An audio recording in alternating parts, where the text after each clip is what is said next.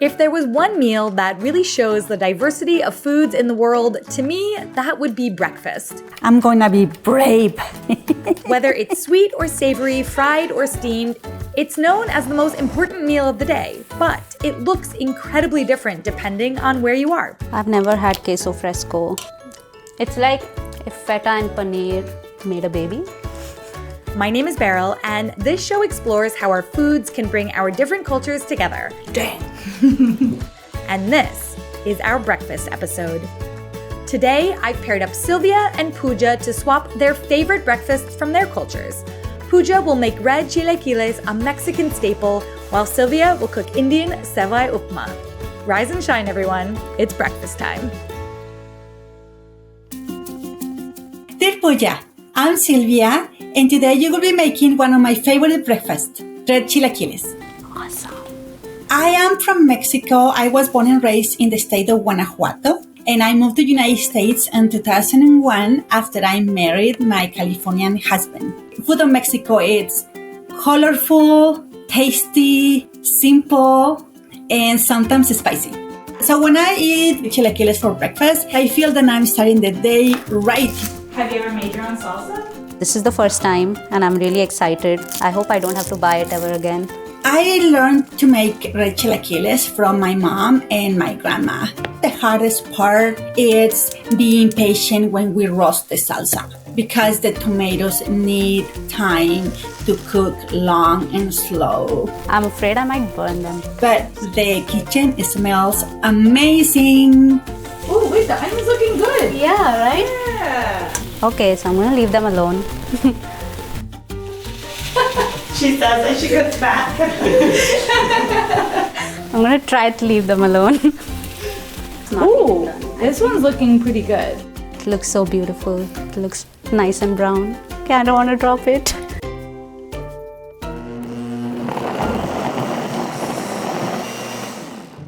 There are two main components, tortillas and the salsa. And the tortillas, we usually fry them. Do you often fry foods? I don't fry very often. It's very rare. I'm a little bit scared of frying. So you need to be just looking at them the whole time because they can go from fried to burnt in like seconds. Well, the way to eat red chilaquiles is you just put them in a plate. It's these mountains of food, and then it's just so easy to eat. But also I love to make it because now I feel that it's going to be part of my kids' heritage. There are certain dishes that I think they're going to take with them. It's a connection. I had my first avocado when I came to the US in 2015. I love avocados. So when you try this, I hope you get to experience a little bit of my Mexican heritage. And I can't wait to learn all about your recipe. Love, Sylvia. Yay! It smells so good. I'm ready to dig in. Everything is fresh. Like the first word that comes to my mind is fresh. I'm gonna get a little bit of queso. Oh, I love it. I've lived here for several years, and when I think breakfast, I think like an American diner with like pancakes and waffles. And I go to Mexican restaurants usually for lunch or dinner. I've never thought about what a Mexican breakfast dish would be like. If I had this for breakfast, it would wake me up so quickly. The heat from the chilies, hot, hot, hot. And just the freshness from the tomatoes. I love it. I actually enjoyed the process and I found it a lot closer to home than I thought it would be. Surprisingly, onion, tomatoes, looks a lot like I'm gonna make an Indian meal. An Indian breakfast, it's not sweet, which is similar to this. These are the kind of dishes that you make with leftovers from the previous night and just turn it into something new. I think deep frying things, it just puts me in an uncomfortable situation with like hot oil, but I don't think it was that hard. The frying is going pretty well. I think I've got this under control. thinking back about what Sylvia said in her letter, it definitely helps me feel a lot more like she would be feeling on the mornings that she has this breakfast. I'm trying it so that I can feel the Mexican culture and what she grew up with. So it definitely makes me feel closer to her. Hey Sylvia, thank you so much for sharing this dish with me. I had a lot of fun cooking it and I had even more fun eating it. Wow, dang. And I hope you enjoy eating Sevai Upma. We have a lot more in common than you might think at a first glance.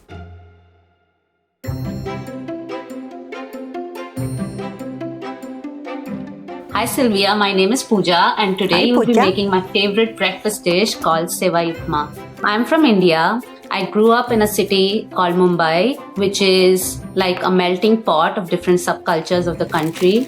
So upma is a very popular South Indian breakfast dish. I rediscovered the sevai variant of it and I've been making it a lot more. The vermicelli, which is the sevai, is the main ingredient of this dish. And then the urad dal brings that very specific South Indian aroma and nuttiness to the dish. And then you have the green chilies, the curry leaves, and ginger. So it has everything. It is Indianness on a plate. Okay, Pooja, let's make this. I think it can be intimidating working with new ingredients. Curry leaves. I had never used this ingredient before. But you can experiment, and once you use them 2 or 3 times, you're golden. I am ready. So pretty. Since I've moved to the US, I've discovered so many other cuisines. So what helps me stay connected to my own country and my own home is food. Never tried this chili, so I'm a little afraid about how spicy it's gonna be. I'm gonna be brave. This particular dish, it fills the house with that aroma. It smells so good. Yeah. It just brings you out of your sleep. It just reminds me of the fresh flavors from India. Kind of strong and really fresh. And it sets me up for a very happy day. This is my first time tempering. You have to temper the spices in oil, which is a cooking method that enhances their flavor. It smells a little bit like popcorn at the beginning. Oh my, they're jumping. And then it's like, wow, so aromatic and so good. The hardest part is actually how quickly it all goes. Make sure you don't burn any of the tempering ingredients. And then when you add the sevai, it also cooks very quickly. The start of the dish. So it's simmering nicely. And now we just need to wait. So Sylvia, when you have this breakfast for the first time, I hope you taste a lot of different flavors and aromas. Wow. And you're hit with everything all at once, because that's what Indian cooking is all about. It looks ready. It looks perfect. I loved cooking your breakfast. I loved trying out new flavors and a new dish. I hope you feel the same way about mine. Love, Pooja. And I'm so excited to try it. It smells wonderful.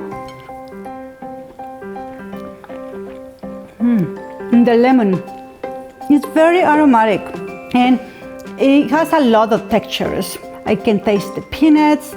The carrots are still a little al dente, which I like. I think you can learn a lot about a person, a family, of a culture through food.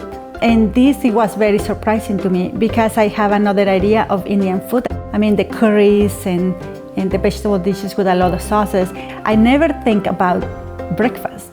I had tried Indian food before, have always liked it, but this is my first time making an Indian dish, and I'm glad it's this one because even though it requires a few ingredients, I think it's fairly easy.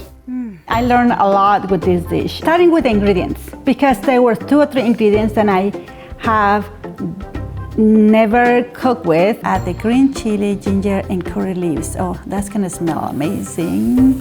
And also the technique. I wanted to do the tempering correctly, trying something that it was so different from what I'm used to. I wanted to give the respect. I was listening to that video from Pooja, telling me that I needed to be a little careful about doing the tempering, so I didn't burn the seeds. The mustard seeds were surprising to me. It's really good. I mean, you think mustard, and that's not what this tastes. It's nutty and soft. I think I can have this any day of the week, early in the morning, especially because it's ready in 10 minutes. I'm gonna say thank you, Pooja, because you give me a lot of flavors and colors and techniques from India, and I really appreciate that. I do feel that I succeeded. I hope you enjoyed this episode of Pan Pals. Let us know in the comments, what did you have for breakfast? And if you liked this show, then you should check out the new season of The Great American Recipe on PBS. The show features 10 talented home cooks in a competition that celebrates the diversity and flavors of foods across the United States. You can watch the first episode here on the PBS Food YouTube channel and the rest of the season on the PBS app or on your local PBS station.